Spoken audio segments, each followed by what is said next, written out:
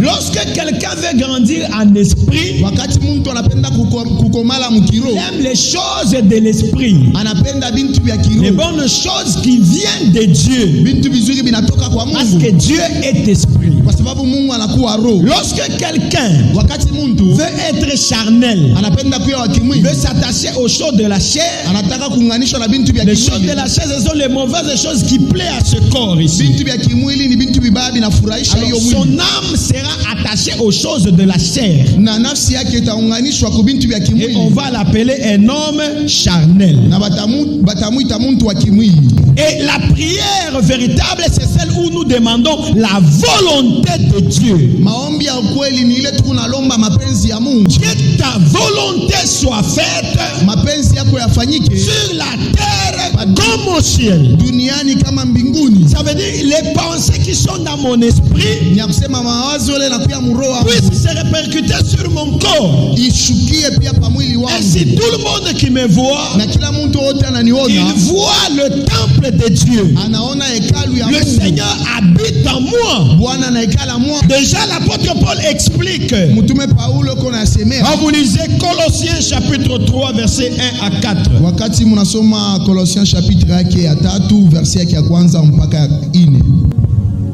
Il est écrit: mais vous êtes aussi ressuscités avec Christ. Recherchez donc les réalités d'en haut, là où se trouve Christ, qui siège à la droite de Dieu. Que toute votre pensée tendez vers les réalités d'en haut et non vers celles qui appartiennent à la terre.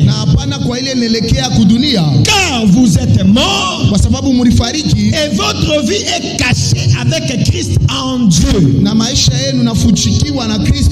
Lorsque Christ apparaîtra, lui qui est votre vie, alors vous apparaîtrez aussi avec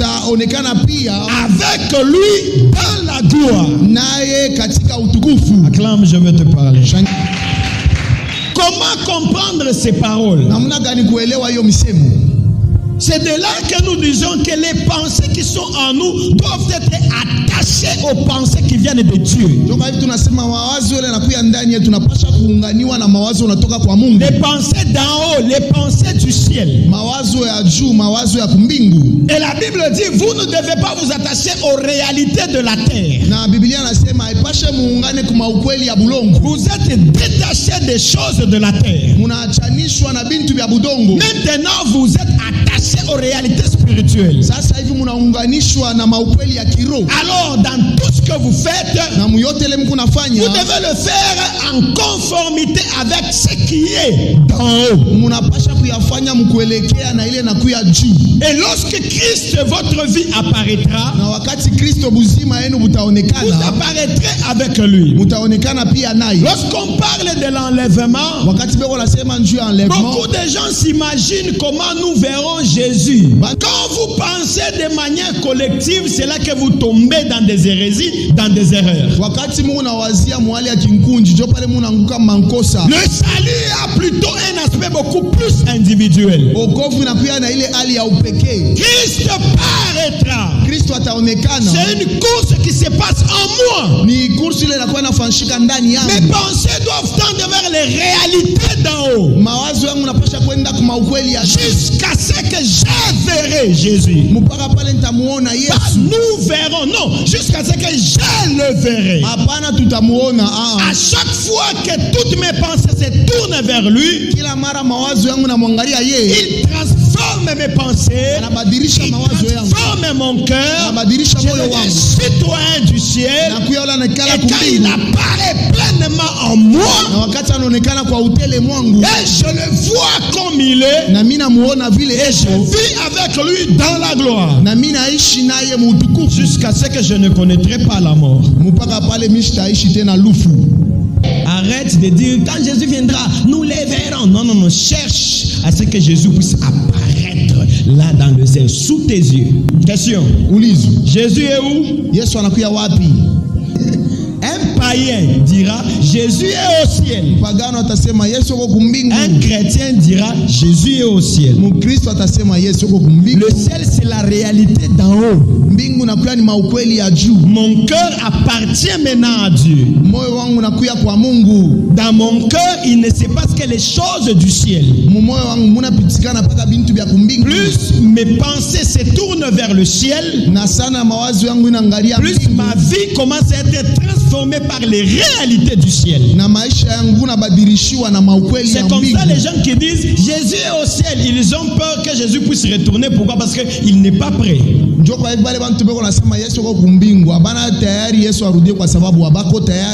Mais ceux-là qui savent que Jésus est au ciel, ils sont prêts de le rencontrer tous les jours de leur vie. Lorsque vous laissez votre cœur à Dieu, ça veut dire vous venez d'installer le trône de Dieu en vous. C'est très clair dans Apocalypse chapitre 3 verset 20. Jésus le dit très clairement. Il dit voici, je me tiens devant la porte et je frappe. Si quelqu'un entend ma voix et ouvre la porte, j'entrerai chez lui, je souperai avec lui et lui avec moi. Écoutez le verset 21. Il dit, le vainqueur, je le ferai siéger avec moi sur mon trône, comme moi-même je suis allé siéger avec mon Père sur son trône, après avoir remporté la victoire. Il y a combien de trônes? Jésus parle du vainqueur. Quand on dit vainqueur, c'est qu'il y a un combat. Et puis il dit au vainqueur. Ça veut dire c'est lui qui va vaincre, c'est lui qui va vaincre après le combat. Je le ferai asseoir sur mon trône. Parce que moi je me suis assis sur le trône de mon Père. Normalement, Jésus pouvait dire je le ferai asseoir à côté de notre trône. Parce qu'il y a le trône de mon Dieu, et puis il y a mon trône à moi, et puis lui aussi il y aura son trône. Mais je lui ferai asseoir sur mon trône, parce que je me suis assis sur le trône de mon Père. Alors celui qui ne met pas en pratique les enseignements de Christ, il est directement esclave du péché. Alors nous pouvons nous en déduire qu'il est dirigé par Satan. Jésus le dit très clairement dans Jean chapitre 8 verset 31 à 44. Alors Jésus dit aux Juifs qui avaient mis leur foi en lui, il dit, si vous vous attachez à la parole que je vous ai annoncée, vous êtes vraiment mes disciples. Vous connaîtrez la vérité et la vérité fera de vous des hommes libres. Nous,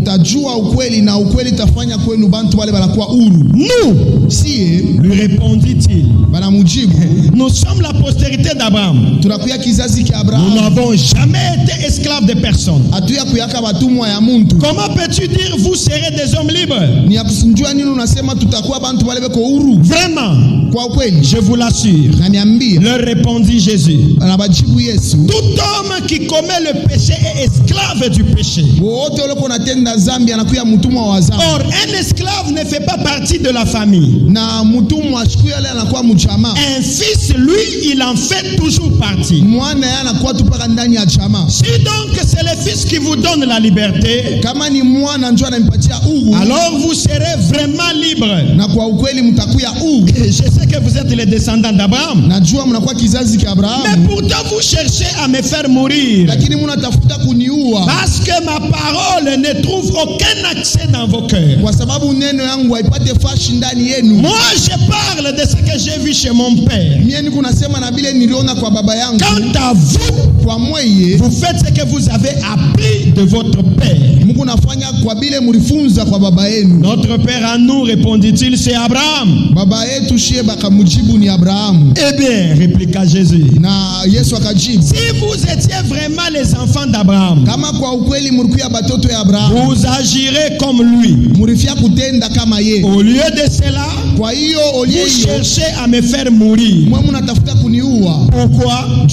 Parce que je vous dis la vérité, telle que je l'ai apprise de Dieu.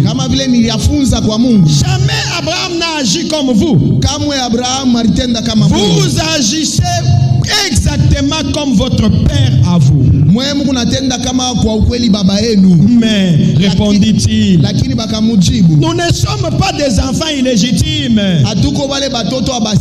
Nous n'avons qu'un seul père, Dieu. Si vraiment Dieu est votre père, leur dit Jésus, vous m'aimerez.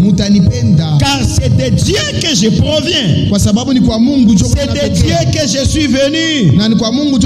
Je ne suis pas venu de ma propre initiative.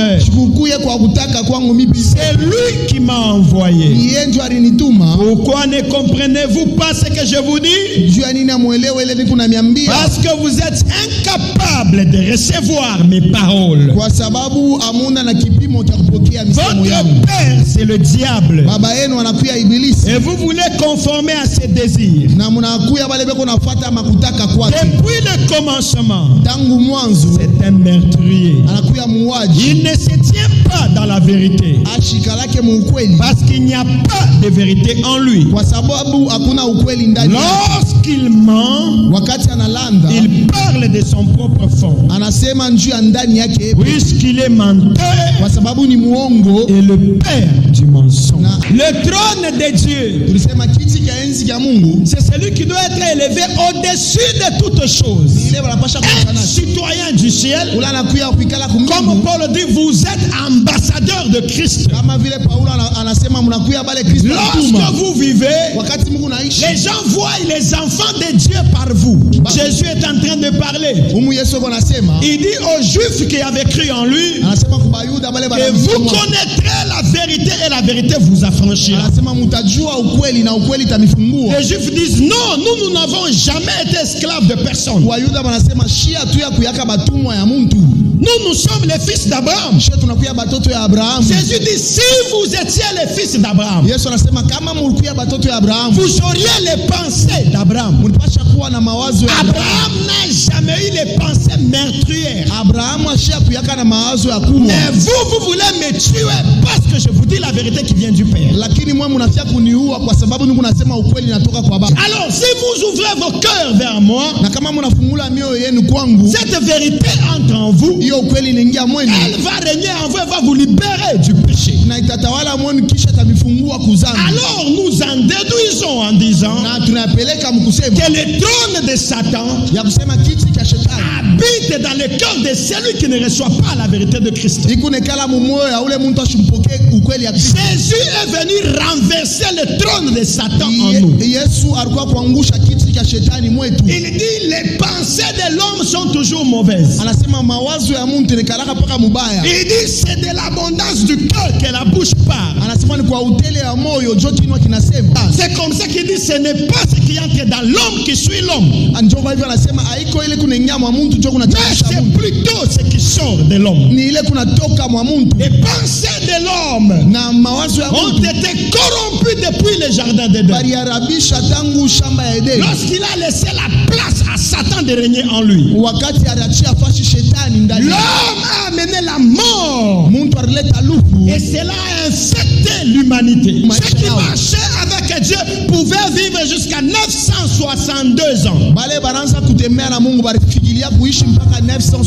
Mais alors quand ils se sont éloignés de Dieu, lakini wakati barenda mbali na Mungu, lorsqu'ils se sont éloignés de la pensée de Dieu, wakati barenda mbali na wazo, Dieu dit mon esprit ne restera toujours pas dans l'homme. Mungu anasema roho wangu hatabakiaka kwa milele. C'est comme ça que la vie de l'homme sera de 120 ans. Ndio kwa hivi maisha ya mtu takuya kwa miaka 120. Plus l'homme s'éloigne de Dieu, sana mtu akende mbali na Mungu, plus il avance vers la mort. Tena sana iko nachopa kulu. C'est comme ça Psaume dit ndio kwa hivi Psaume nasema que la vie d'un vigoureux maintenant, ya kusema hiyo mbuzima ule anakuwa nguvu, atteint jusqu'à 80 ans. iko nafikiria mpaka miaka 80. Et dit la vie de l'homme est rien maintenant du tout. Ya kusema mbuzima wa mtu hamuna tena kitu. Mais Jésus dit celui qui croit en moi, Yesu anasema ule anaaminia mwangu, il aura la vie éternelle. atakuwa na buzima wa milele. Ce n'est pas une vie de l'imagination. Haina buzima wa kuwazia. C'est une vie réelle. Ni buzima wa ukweli. Lorsque nous nous conformons dans la volonté de Dieu, wakati tunajikonforme kwa mapenzi ya le Mungu, Seigneur devient notre soutien. Bwana, Ceux-là qui meurent en Christ bale banakufa wa Kristo sont ceux-là qui vont à Dieu. ni bale banaenda kwa Mungu. Ceux-là qui meurent sans Christ, Bale banakufa ils ne vont pas à Dieu. abende kwa Mungu, Ils vont dans les lieux de tourment. beko nenda mwile hali ya kuteseka.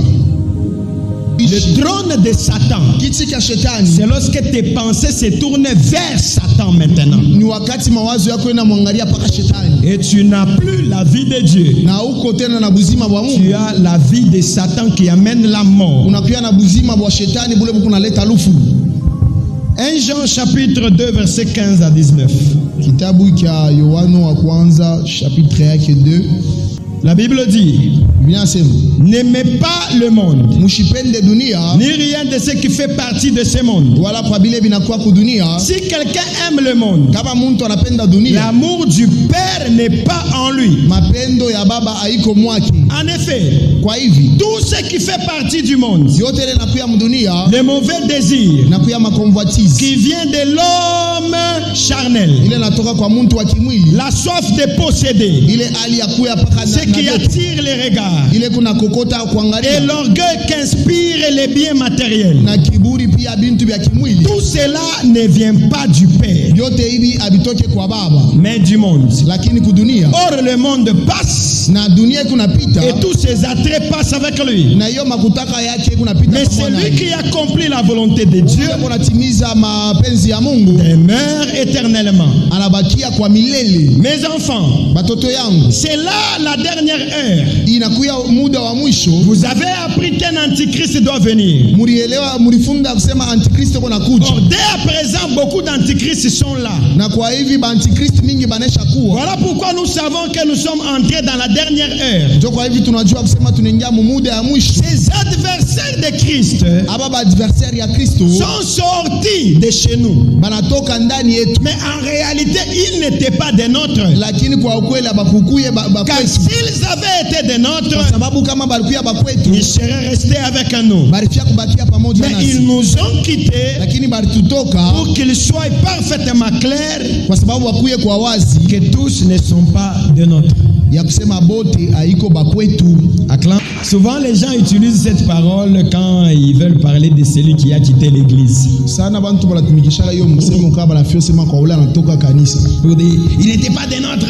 ndio kusema ashukufie wa kwetu, S'il était de nôtres, kama alikuwa wa il kwetu n'allait pas nous quitter. ashukufie Mais muda lorsqu'on yao. parle de quelqu'un qui a quitté l'église, Wakati banasema njoo ule mtu atoka c'est kanisa, quelqu'un qui est rentré dans le ni monde. mtu la anarudia mdunia. Comprenez ça. Mwelewe hiyo. Si tu ne te sens plus à l'aise d'être au milieu de nous, Kama una tena alezi katikati yetu, mais tu te sens à l'aise d'être au milieu de certaines personnes, lakini unajishikia alezi kuya katikati ya bantu est-ce bengine, qu'il y a deux Christ? kuna kuya bakristo mbili.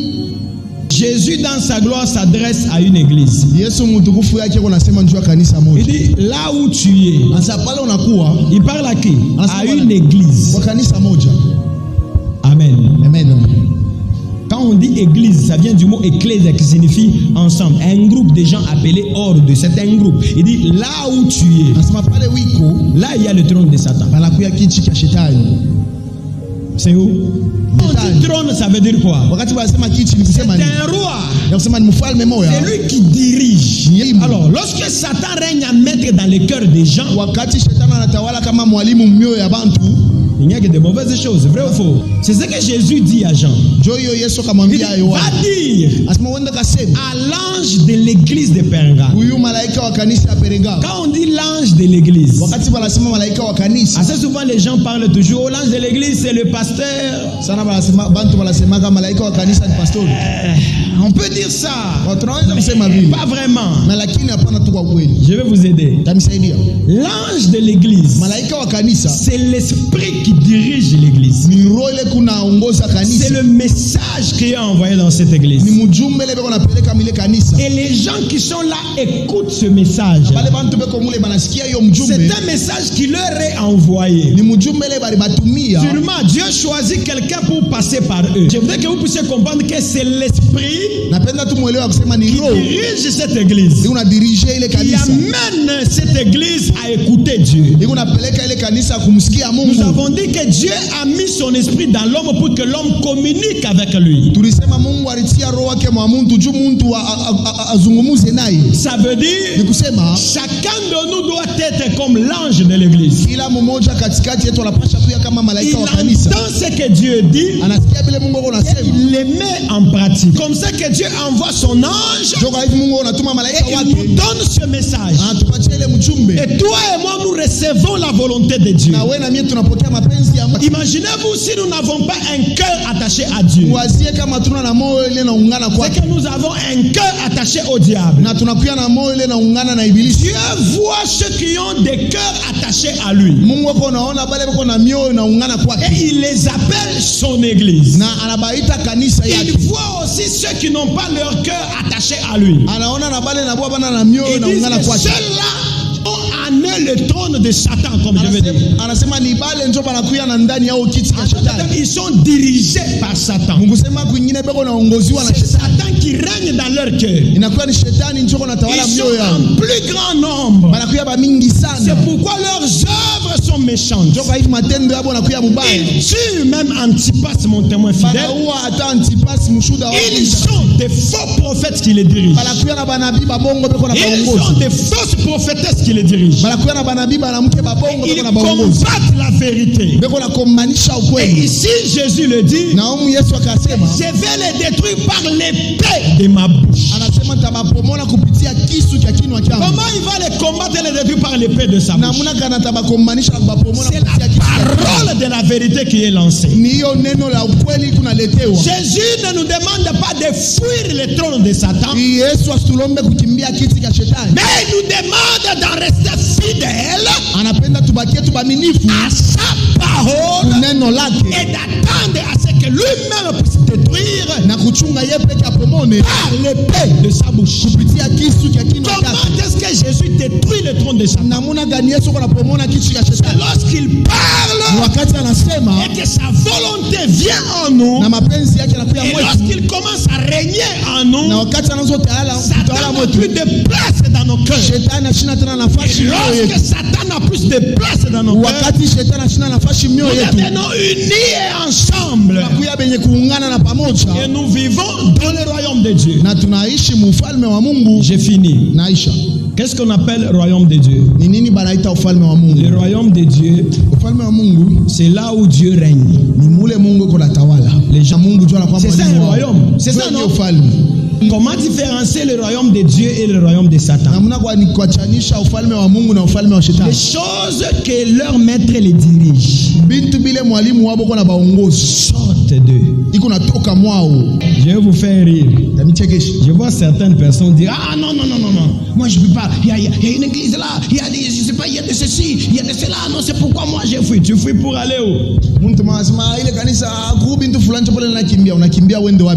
Si quelqu'un fuit, c'est qu'il n'a pas Dieu. Jésus ne nous demande pas de fuir. Jésus nous demande de lui rester soumis. Tant que nous serons soumis à lui, nous n'allons pas accomplir les œuvres de Satan. Et c'est comme ça que nous allons écraser Satan.